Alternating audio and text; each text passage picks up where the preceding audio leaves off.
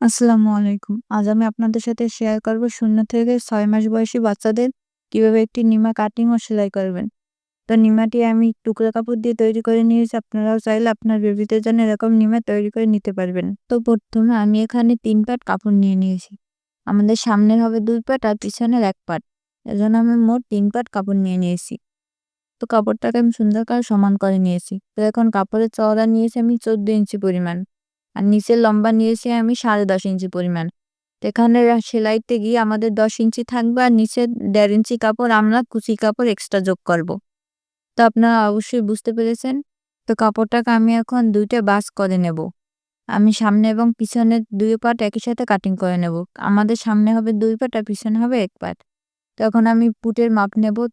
তো আমি এখানে ৩.৫ ইঞ্চি পুট নিয়েছি। যেহেতু আমি ০ থেকে ৬ মাস বেবিদের জন্য তৈরি করব, তাই আমি ৩.৫ ইঞ্চি পুটে লম্বা নিয়েছি। তো তার নিচ বরাবর নিচ থেকেও আমি কিন্তু ৩.৫ ইঞ্চিতে একটি দাগ দিয়ে নেব। তো আমরা পুট যত নেব নিচের দিকে লম্বাও কিন্তু আমরা ওই পরিমাণে নেব। অবশ্যই এই কথাটি আপনারা বুঝে কাটিং করবেন। তো আমি এখানে এখন আর্মহোলের শেপ দিয়ে নিয়েছি। তো আমি এখন গলার মাপ নেব। তো আমি গলা নিব এখন ১.৫ ইঞ্চি পরিমাণ। যেহেতু আমি এখানে ছোট বেবিদের জন্য তৈরি করব। তো চওড়া ১.৫ ইঞ্চি নিয়েছি আর নিচে লম্বা আমি ৩ ইঞ্চি পরিমাণ নিয়েছি। ৩ ইঞ্চি নিয়ে একটা বক্স তৈরি করে নিয়েছি। তো আমি সামনের পাটে ভি গলা শেপ দিয়ে নেব। আর পিছনের পাটের জন্য আমি চওড়াটা ঠিকই রেখেছি আর নিচে লম্বা আমি ১ ইঞ্চি পরিমাণ নিয়েছি। আর পিছনে আমি গোল গলা শেপ দিয়ে নিয়েছি। তো বডির জন্য আমি ৫ ইঞ্চি নিয়েছি আর ১ ইঞ্চি এক্সট্রা নিয়ে মোট ৬ ইঞ্চিতে মার্জিন টেনে নিয়েছি। তো আমি এখন নিচের দিকে ৬ ইঞ্চিতে দাগ দিয়ে নেব একটা আর ১ ইঞ্চি সেলাইয়ের জন্য নিয়ে মোট ৭ ইঞ্চি পরিমাণ নিয়ে নেব। তো আমি নিচে একটু রাউন্ড শেপ করে দেব। রাউন্ড শেপ করার কারণে আমাদের কাপড়টা কিন্তু সুন্দরভাবে ফিনিশিং হবে। তো আমি সব দিকে দাগ দিয়ে আমি এখন মার্জিন টেনে নিয়ে মার্জিন বরাবর আমি কাটিং করে নেব। তো আমার কাটিং করা শেষ। তো পিছনের পার্ট আমি কেটে নিয়েছি। তো কেটে নিয়ে আমি পিছনের পার্ট সরিয়ে নিয়ে সামনের পার্টে একটি ভি গলা শেপ দিয়ে কাটিং করে নিয়েছি। তো আমাদের সামনে কিন্তু ২ পার্ট হয়েছে। তো ২ পার্ট থেকে আমি একটি পার্ট সরিয়ে নেব। সরিয়ে নিয়ে ডান সাইড থেকে আমি ২ ইঞ্চি পরিমাণ দাগ দিয়ে নেব। তো ২ ইঞ্চি পরিমাণ দাগ দিয়ে আমি এখন গলার মাঝখান থেকে ২ ইঞ্চি পরিমাণ যেখানে দাগ দিয়ে নিয়েছি সেখান পর্যন্ত আমি একটি শেপ দিয়ে নেব। তো আপনারা অবশ্যই ভিডিওটি মনোযোগ দিয়ে দেখবেন। তাহলে আপনারা সুন্দর এই নিমাটি কাটিং করে নিতে পারবেন। তো শেপ বরাবর আমি এখন কাটিং করে নেব। তো দেখুন আমার কাটিং করা শেষ। তো আমি এখন আরেকটি পার্ট যে আমাদের সামনের আছে সেই পার্টটি আমি মেলে নেব। মেলে নিয়ে সামনের পার্টের মাঝ বরাবর আমি এখন কাটিং করে দেব। তো কাটিং করে নিয়ে আমি এখন ডান সাইডের কাপড়টা রেখে দেব। অবশ্যই আপনারা ডান সাইডের কাপড়টা রেখে দেবেন। আর আমাদের কাপড়টা কিন্তু সোজা সাইডে থাকবে। ২ টা পার্ট আমাদের সোজা সাইডে থাকবে। তো সোজা সাইডে রেখে আমি কিন্তু এখন গলার মাঝ বরাবর একটি চিহ্ন দিয়ে নেব যাতে আমাদের গলার মাঝখানটা আমি বুঝতে পারি। তো আমি এখন নিচের দিকে ১৩ ইঞ্চি আছে। ১৩ ইঞ্চির মাঝ বরাবর হচ্ছে যে ৬.৫ ইঞ্চি পরিমাণ। তো ৬.৫ ইঞ্চিতে দাগ দিয়ে একটি শেপ দিয়ে নেব যেখান পর্যন্ত আমি ২ ইঞ্চিতে দাগ দিয়ে নিয়েছিলাম। সেখানে আমি একটা শেপ দিয়ে নেব। তো সুন্দর করে আমি শেপ দিয়ে নিয়েছি। তো আমি এখন যেখান পর্যন্ত শেপ দিয়ে নিয়েছি সেখান পর্যন্ত আমি এখন কাটিং করে নেব। তো আমার কাটিং করা শেষ। তো তারপর আমি এখন পিছনের পার্টটা রেখে দেব।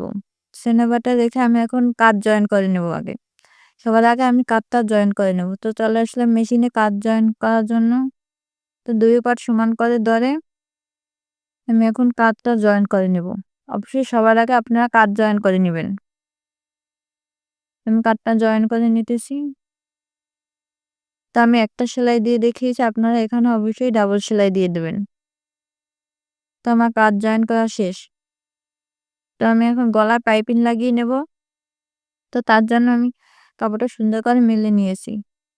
মেলে নেওয়ার পর আমি যে এইখান থেকে ধরে ঘুরিয়ে গলার পাইপিংটা লাগিয়ে নেব। তো আমি গলার পাইপিংয়ের চওড়া নিয়েছি ১.৫ ইঞ্চি পরিমাণ। তো আপনারা গলার পাইপিংয়ের কাপড়টা কিন্তু আড়াআড়িভাবে কেটে নেবেন।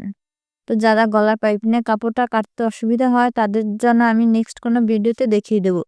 অবশ্যই আপনারা কমেন্ট করে জানাবেন আপনাদের গলার পাইপিংয়ে যদি লাগাতে সমস্যা হয়। তো আমি গলার পাইপিংটা বসানোর জন্য আমি কিন্তু এর কাপড়টা উল্টো সাইড করে নিয়েছি। গলার পাইপিংটাও কিন্তু আমাদের উল্টো সাইডে আছে। তো অবশ্যই আপনারা ২ টা পার্ট উল্টো করে রেখে সেলাই দিয়ে নেবেন। সেলাই দেওয়ার পর আমরা সোজা সাইডে এনে আরেকটা চাপ সেলাই দিয়ে নেব। তো আমার এখানে ক্যামেরাটা অফ হয়ে যাওয়ার কারণে পুরো ভিডিওটি নিতে পারিনি। তো অবশ্যই আপনারা সোজা সাইডে এনে আরেকটা চাপ সেলাই দিয়ে নেবেন। তো আমি চাপ সেলাইটা দিয়ে নিয়েছি। তো আমার কিন্তু গলাটা পুরোটা রেডি হয়ে গিয়েছে। দেখুন আমি কিন্তু গলাটা সুন্দর করে রেডি করে নিয়েছি। তো আমি এখন নিচে কুচি দেওয়ার জন্য আমি একটা কাপড় নিয়ে নিয়েছি। তো আগে প্রথম পিছনের পাটা আমি কুচি দেব। তো পিছনের পাটের লম্বা ছিল আমাদের 13 ইঞ্চি পরিমাণ।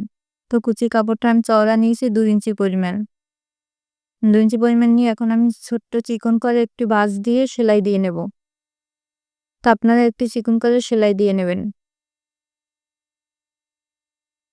তো দেখতেই পাচ্ছেন আমার সেলাই দেওয়া শেষ। তো আমি এটা লম্বা নিয়েছি 19 ইঞ্চি পরিমাণ। তো বাকি কাপড়টা আমি কুচিতে দেব। তো মেশিনের সবথেকে যে বড় সেলাইটা আছে সেটি দিয়ে আমি একটা প্রথমে সেলাই দিয়ে নেব। তো আমার সেলাই দেওয়া শেষ। এক মাথা সুতা দ্বারা টেনে আমি এখন কুচিটা দিয়ে নেব। তো দেখুন এভাবে করলে কিন্তু অনেক সহজে কুচিটা দিয়ে নেওয়া যায়।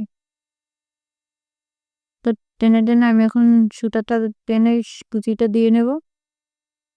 আপনারা চাইলে এভাবে কুচিটা দিয়ে নিতে পারেন। তো কুচিটা দিয়ে নেওয়ার শেষে আমি এখন কাপড়ের সাথে জয়েন করে নেব। দেখুন খুব সুন্দরভাবে আমি কাপড়ের সাথে জয়েন করে নিয়েছি।